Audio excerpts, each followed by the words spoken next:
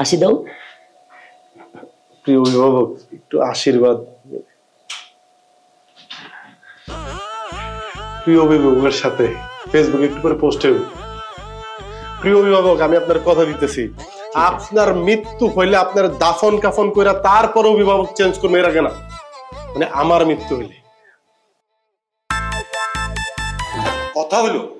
আচ্ছা তুমি একটু শান্ত হও, এত অস্থির হচ্ছ কিসের জন্য? হ্যাঁ শোনেন, এই যে রাজনীতি ফাজনীতির নামে যে গুন্ডামি করেন, এসব ভালো না, এসব ছাড়েন। আর আপনি যাদের ছায়ায় এসব করে বেড়াইতেছেন তারা কিন্তু সময়ে আপনার কাছে থাকবো না, বুঝছেন? এখনো সময় আছে। আমি বলি কি, একটা চাকরি বাকরি করেন, তাও যদি না পারেন তাহলে ছোটখাটো ব্যবসা করেন, আমি পুঁজি হইলে দুমু, যা পারি দুমু, এসব ছেড়ে দেন, এসব ভালো না। আব্বা, এই যে মহল্লার রাস্তা দিয়ে হাঁটলে মানুষ আমার সালাম দেয়, মিঠু ভাই আসসালামু আলাইকুম, আপনার বয়সী মানুষ পিঠে হাত বুলায় জিজ্ঞাসা করে বাবা কেমন আছো, আপনার ভয়ে?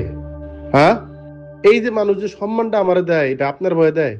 ওই যে প্রিয় অভিভাবক আছে না, তাদের ছায়া আছে আমার উপরে, এই কারণেই এই সম্মানটা আমি পাই। যা ইচ্ছা তাই করতে পারি, মহল্লার মধ্যে বুক ফুলাইয়া ঘুরি। আপনি যদি বয়সকালে আমার মতো প্রিয় অভিভাবক ধরতেন, তাহলে ঢাকা শহরে নামগো 3-4টা বাড়ি থাকতো।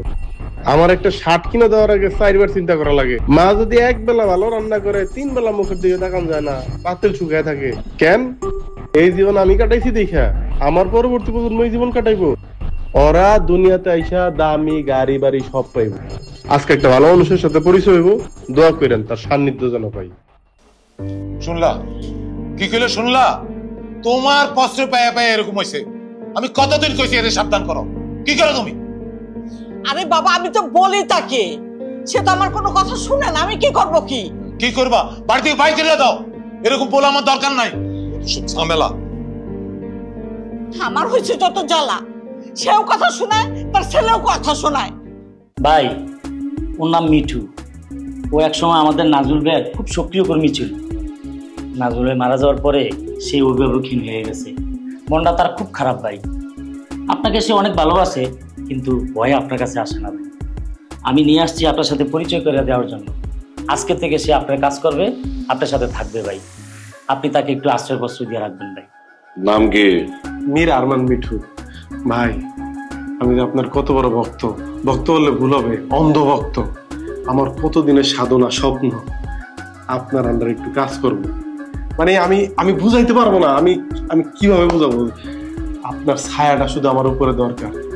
আপনার মতো একজন অভিভাবক যদি আমি পাই, মানে আপনি হবেন আমার প্রিয় অভিভাবক।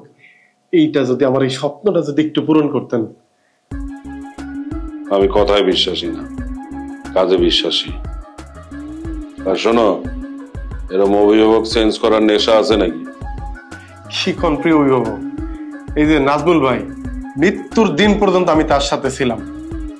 আমি যদি একবার সুযোগ পাই আপনার সাথে কাজ করার, আমি শেষ দিন পর্যন্ত আমার যতক্ষণ দম আছে আমি আপনার জন্য কাজ করে দেবো।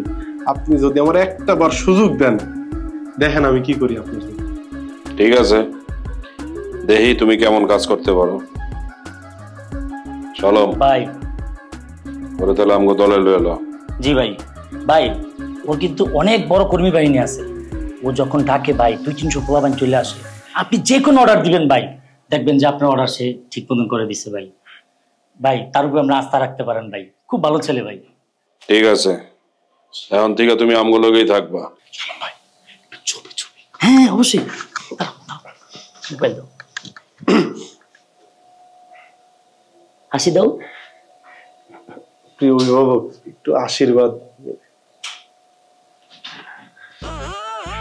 প্রিয় অভিভাবকের সাথে ফেসবুকে একটু করে পোস্ট হইব। প্রিয় অভিভাবক, আমি আপনার কথা দিতেছি, আপনার মৃত্যু হইলে আপনার দাফন কাফন কইরা তারপর অভিভাবক চেঞ্জ করবে, এর আগে না। মানে আমার মৃত্যু হইলে। ঠিক আছে।